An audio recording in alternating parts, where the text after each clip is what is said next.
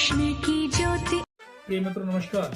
जैसा कि आपसे पूर्व में चर्चा हो चुकी है कि हम प्रत्येक बार भाव के बारे में आपको जानकारी दे रहे हैं कि किस भाव से किस चीज की जानकारी हमको मिलती है। आज हम उससे अगले भाव पर चर्चा करेंगे जो कि हमारा अगला भाव आज का है अष्टम भाव। अष्टम भाव एक गुरु का रहस्य का भाव है। इसमें आपका आयु का विचार, मृत्यु का विचार, सारी चीजों का विचार किया जाता है और इससे आपका शोध का विचार किया जाता है, अनुसंधान का विचार किया जाता है। कुछ लोग चाहते हैं कि हम अनुसंधान करें, कुछ लोग चाहते हैं कि हम रिसर्च की फील्ड में जाएं, कुछ लोग अपने चाहते हैं कि हम डॉक्टर की उपाधि पाएं।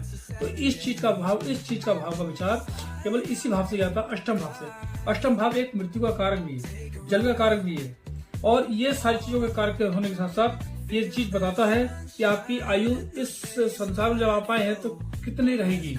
ये मृत्यु का कारक है तो ये बताता है कि आप मृत्यु लोक में कितने समय तक रहेंगे। ये जानकारी सारे ये अष्टम भाव भी आपको देता है। इसके बाद हम अगले भाव की चर्चा करेंगे जो कि हमारा कहलाता है नवम भाव। नवम भाव में हमारा भाग्य का भाव कहलाता है। इससे हमें पता लगता है कि हमारा भाग्य कितना उज्जवल रहेगा, क्या हम करेंगे, कितना दान करेंगे, कितना हम तीर्थ करेंगे, कितना हम घूमेंगे, कितना हम यात्रा प्रेमी होंगे, धार्मिक यात्राओं के कारण प्रेमी होंगे। ये सारी चीजों का भाव हमारा नवम भाव कहलाता है। नवम भाव से हमें एक चीज और पता लगती है, वो ये है कि हम इसमें कल्पना करते हैं कि हमारा अंतर्ज्ञान कितना होगा, हमारी कीर्ति कितनी फैलेगी। ये भी चीजों का भाव का विचार नवम भाव से किया जाता है। इसके बाद हमारा आता है दसम भाव। दसम भाव एक प्रकार से शनिदेव का भाव है और इससे हम राज्य की सत्ता के बारे में जानकारी चाहते हैं या हमें जानकारी मिलती है। इसमें सत्ता की जानकारी ये मिलती है कि अगर हमारे यहाँ अच्छा कोई प्लेनेट बैठा है तो हमको राज्य सरकार में सत्ता में हमें प्रतिनिधित्व करने का मौका देता है।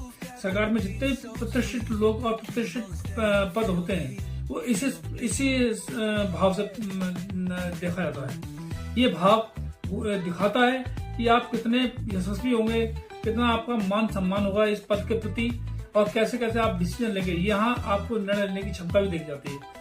इसके साथ ही ये आपका राज्य सत्ता का घोतक भी है। आपको राज्य सत्ता भी दिलाता है, नेतृत्व करना भी सिखाता है, सरकार में आपको अच्छे पद दिलाता है।